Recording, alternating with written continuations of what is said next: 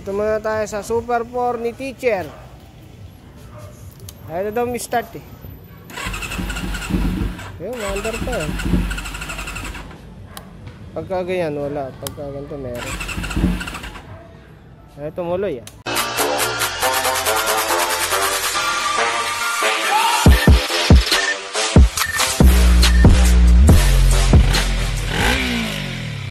Nice niya lang yung kable pero parang hindi pa masyadong okay. Kalasin natin yung carb.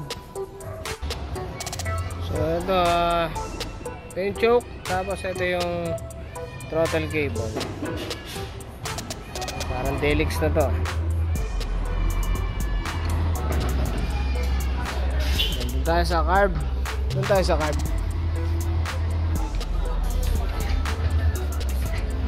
Carb, alright. Kalasin natin lahat para makita. Yan, layo nito, naka 6 turns.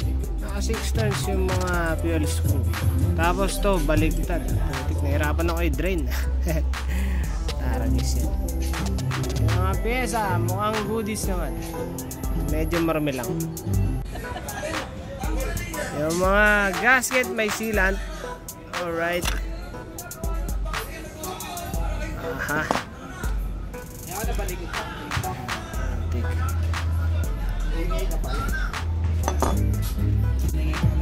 Yung mga fuel ay mga pilot jets naka 32 kaya pala naka 6 tons. Masyado maliliit to, 32. Yan, 32.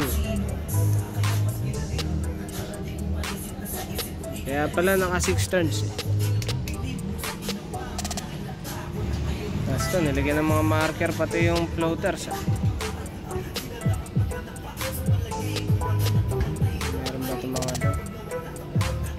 Wala. Ito lang yata meron.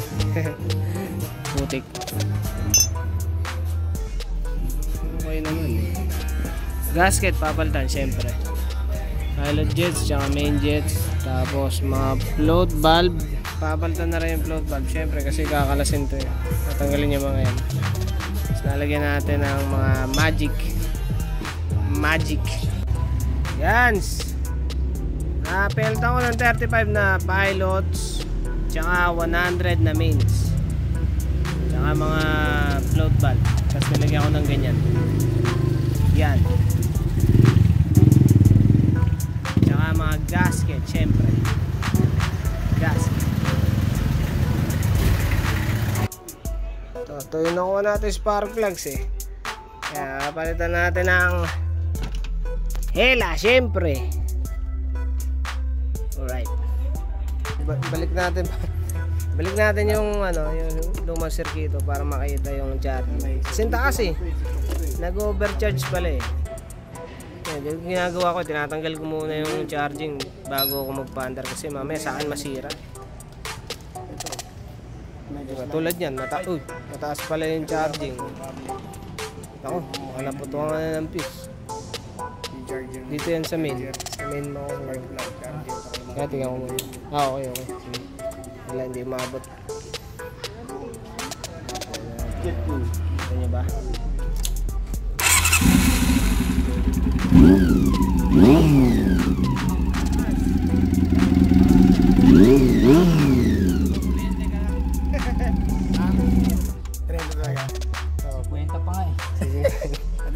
Para sa charger. Kasama yung ito, susundan ko ha.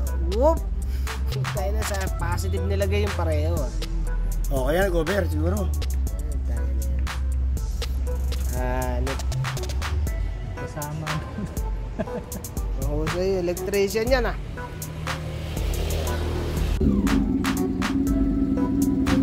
Ilaw pa.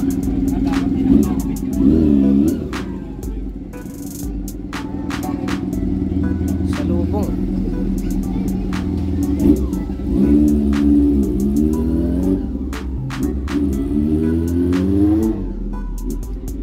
Goodies ah.